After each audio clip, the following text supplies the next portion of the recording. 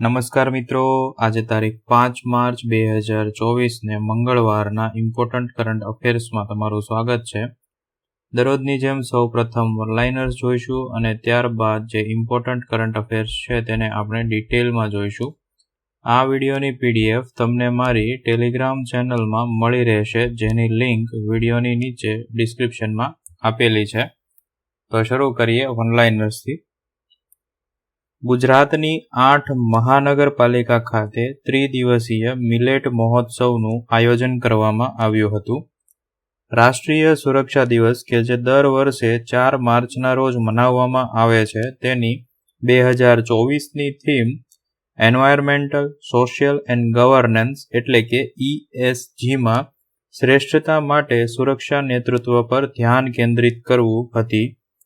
વિશ્વ સ્થૂળતા દિવસ એટલે કે વર્લ્ડ ઓબેસિટી ડે કે જે દર વર્ષે 4 માર્ચના રોજ મનાવવામાં આવે છે, તેની 2024ની theme let's talk about obesity and ... હતી. મેલાનોક્લામિસ દ્રૌપદી નામની હેડશીલ્ડ દરિયાઈ ગોકળગાયની નવી પ્રજાતિ ઓડિશા પશ્ચિમ બંગાળના દરિયાકાંઠે બંગાળની ખાડીમાંથી મળી આવી છે.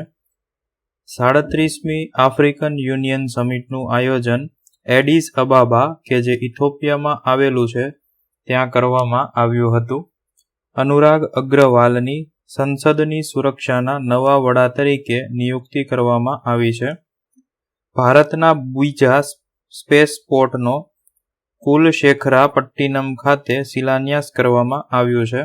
ભારતનું હાલમાં શ્રી હરિકોટા ખાતે સ્પેસપોર્ટ ઓલરેડી તૈયાર છે, જ્યાં આ કુલશેખરા પટ્ટિનમ ખાતે બીજું સ્પેસપોર્ટ તૈયાર થયા બાદ મોટા ભાગે મોટા ઉપગ્રહોને લોન્ચ કરવા માટે તૈયાર કરવામાં આવશે, જ્યારે કુલશેખરા પટ્ટિનમ નાના ઉપગ્રહો માટે કાર્યરત કરવામાં આવશે. આંતરરાષ્ટ્રીય T20 ક્રિકેટના ઇતિહાસમાં નામીબિયાના ખેલાડી જેન નિકોલ લોફ્ટી ઇટન દ્વારા સૌથી ઝડપી સદી ફટકારવામાં આવી છે 33 બોલમાં. બોન્સાઈ ટ્રી અને ટ્રોપિયોરી શોનું આયોજન અમદાવાદ ખાતે કરવામાં આવ્યું છે. એઇમ્સ નવી દિલ્હી ખાતે Ayush ICMR advance centre for integrated health રિસર્ચનું ઉદ્ઘાટન કરવામાં આવ્યું છે. શાહબાઝ શરીફ પાકિસ્તાનના નવા પ્રધાનમંત્રી બન્યા છે.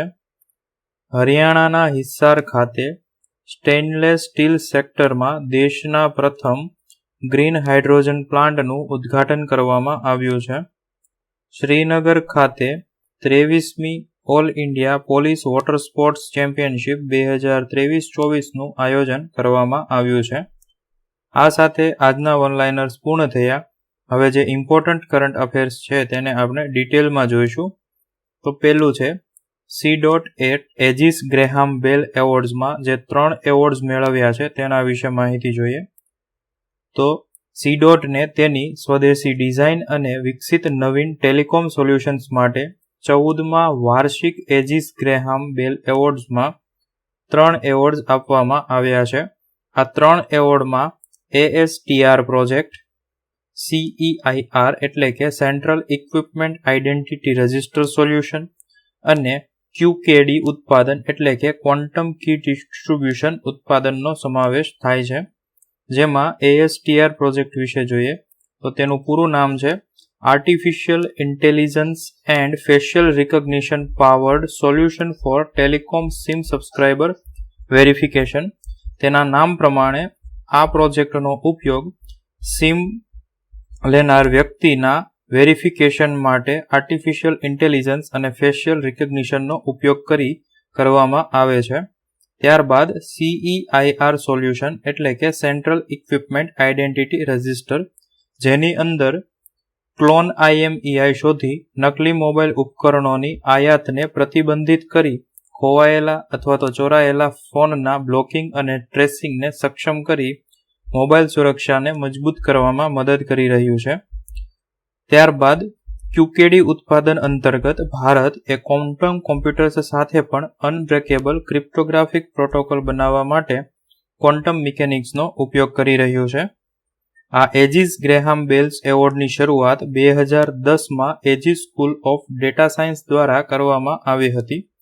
આ એવોર્ડ ટેલિફોનના પિતા અને મહાન સંશોધક ગ્રેહામ બેલને શ્રદ્ધાંજલિ આપવા માટે આપવામાં આવે છે. ત્યારબાદ 37મી આફ્રિકન યુનિયન સમિટ. આ સમિટનું આયોજન એડિસ એબાબા એટલે કે ઇથોપિયા ખાતે આયોજિત કરાઈ હતી, જેની અંદર શિક્ષણ, આબોહવા પરિવર્તન અને અર્થતંત્ર જેવા મુખ્ય મુદ્દાઓ ઉપર રાજ્યના વડાઓ અને સરકારના સભ્યો વચ્ચે ચર્ચા કરવામાં આવી હતી. 37મી આફ્રિકન યુનિયન સમિટ એ સભ્ય દેશો આફ્રિકા ક્લબની રચના કરવાની પહેલ કરી છે. આફ્રિકા ક્લબ એ આફ્રિકન યુનિયન સમિટમાં શરૂ કરવામાં આવેલી આફ્રિકન બહુપક્ષીય નાણાકીય સંસ્થાઓ કે જે આફ્રિકન માલિકીની અને નિયંત્રિત છે તેનું જોડાણ છે. આ પહેલનો હેતુ સસ્ટેનેબલ ડેવલપમેન્ટ ગોલ્સ અને આફ્રિકન યુનિયન્સના એજન્ડા 2063 સાથે તેના કાર્યોને સંરેખિત કરી વૈશ્વિક નાણાકીય વ્યવસ્થામાં આફ્રિકાના પ્રભાવને વધારવાનો છે.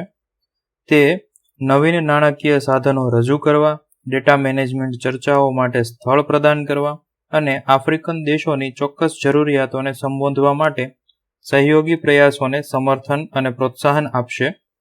આફ્રિકન યુનિયન એક આંતર સરકારી સંસ્થા છે જેમાં 55 સભ્ય દેશોનો સમાવેશ થાય છે, જે તમામ આફ્રિકા ખંડના દેશો છે.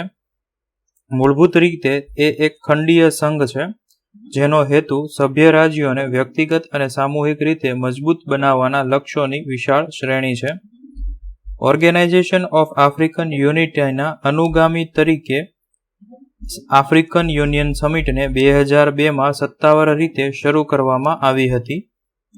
આ સાથે આજના કરંટ અફેર્સ પૂર્ણ થયા. જો વિડીયો ગમ્યો હોય તો લાઇક કરજો. વિડીયો અન્યને ઉપયોગી થાય તેવું જણાય તો વિડીયો તેમની સાથે શેર કરજો. વિડીયો અંગેના પ્રતિભાવો વિડીયોની નીચે કોમેન્ટ દ્વારા જણાવી શકો છો અને દરરોજ આવી કરંટ અફેર્સને લગતી વિડીયો અપડેટ્સ મેળવવા માટે ચેનલને સબસ્ક્રાઇબ કરજો. Thank you.